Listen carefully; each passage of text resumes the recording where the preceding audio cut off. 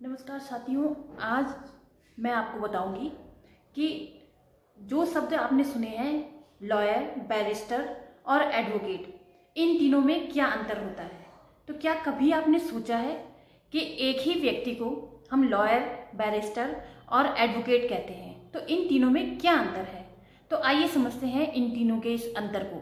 तो सबसे पहले जब हम बात करते हैं एक एडवोकेट की, तो जब एक व्यक्ति इंडिया से लॉ की डिग्री लेता है तो उसे एडवोकेट कहा जाता है, और जब एक व्यक्ति इंग्लैंड से लॉ की डिग्री लेकर के आता है तो उसे हम बैरिस्टर कहते हैं। लेकिन क्या बैरिस्टर और लॉयर लॉ की डिग्री लेने के बाद कोर्ट में खड़े होने की स्थिति में रहते हैं? क्या लॉयर और बैरिस्टर कोर्ट में किसी व्यक्ति का केस लड़ने के लिए या किसी की सुनवाई के लिए जो है वहां पे खड़े हो सकते हैं? नहीं। इसके लिए एक लॉयर को जरूरी होता है इंडियन बार काउंसिल में जो है उसका रजिस्ट्रेशन होना।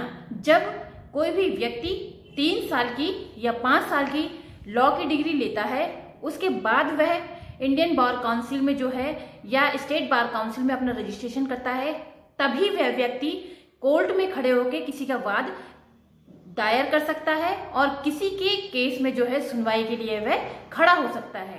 तब वह व्यक्ति एक एडवोकेट कहलाता है। यानी कि आप समझ गए होंगे कि लॉयर और बैरिस्टर और एडवोकेट में क्या अंतर होता है।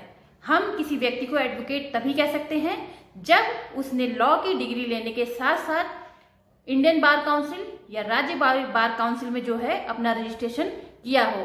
तो उम्मीद करती हूँ कि अब आप ये समझ गए होंगे कि लॉयर, बैरिस्टर और एडवोकेट में क्या अंतर होता है।